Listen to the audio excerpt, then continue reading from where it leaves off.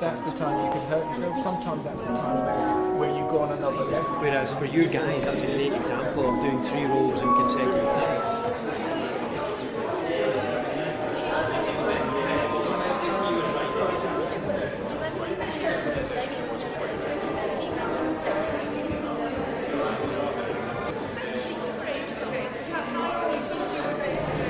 Mercury, I think, is an exquisite study of the intellectual and physical process that goes into creating a dance movement.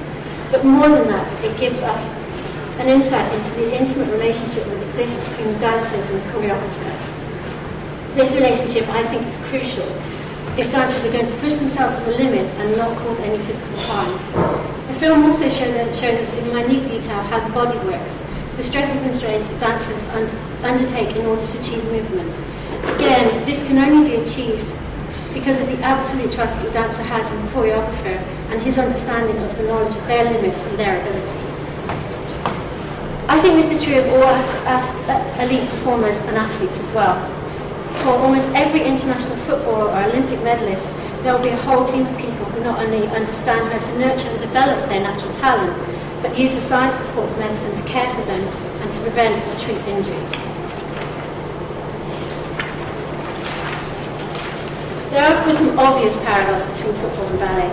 Both demand extraordinary levels of strength and fitness and a near fanatical commitment to a career that is relatively short-lived and could end in injury at any moment. After the film, we'll have an opportunity to hear some of the less obvious similarities and indeed some of the differences between the disciplines, what they can learn from each other, and some of the parallels that are developing between the care and treatment of both dancers and footballers.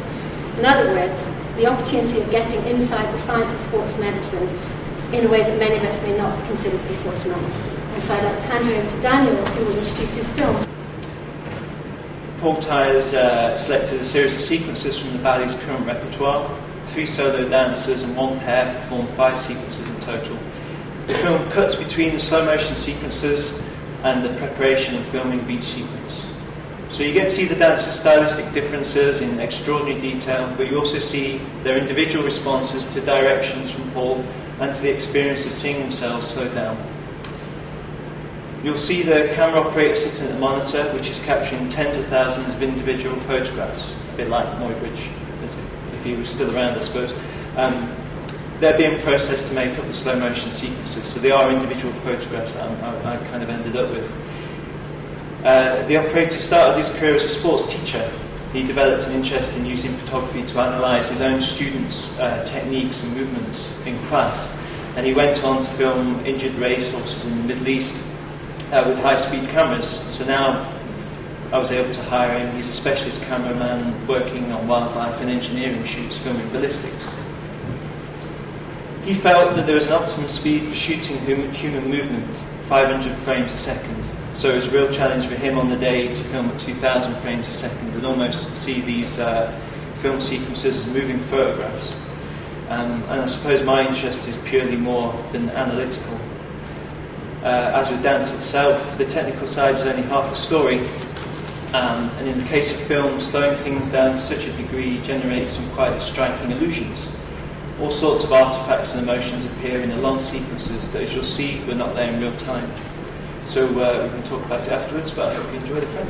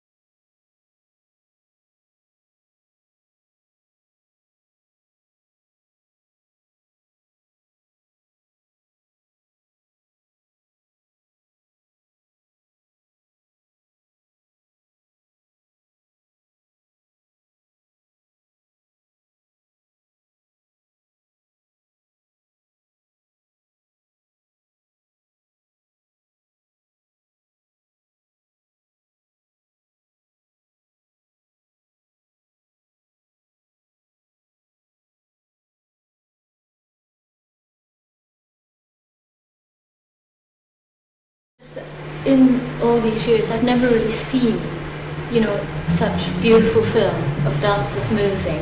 And I'm just wondering where this is going. How are you going to use it, you know, within the dance context, Paul, in terms of... I mean, to me, just hearing what people are saying, when I watch it as well, people that love movement and love dancing, it doesn't have to be ballet or anything like that, just love movement and how the body moves and how the form that you make and everything is so incredible. It's the sort of thing that I think does need to go out, and people need to be, to see it. And I think as well for students as well, like I say, with the students now, I'm desperate they get to see them because it explains so much. It's funny when you look at the film, you realise that that's your life. I mean, for a dancer, that's what you do. And looking at that, and you see all the beautiful lines, and in my head, I'm still analysing and criticising, and all these things that artists do and dancers do all the time. And I was talking to Daniel, and when you look at it in slow motion, you realise that through years and years of training for myself from the age of 7 and all the way through my career, and I've been in Scotland since 74, so nearly 37 years in Scottish ballet, you actually, in a way, look at things and analyse things in slow motion.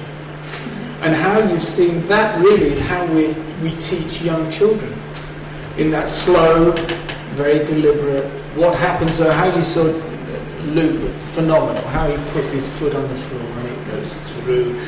Yeah, I think I have used music before, and I think for the first film, Public Private, I commissioned a piece of music while I was making the film, so the shots weren't choreographed to the music, and I wasn't working to a piece of music. I was just, every now and then I'd phone up the composer and say, today we did this, and today the dancers look like this, and kind of give him an idea of how my days were working, and then the music and the image came together, so it was a kind of a bit of serendipity and a nice surprise. But I think you can kind of tie yourself in knots if you work into music too much.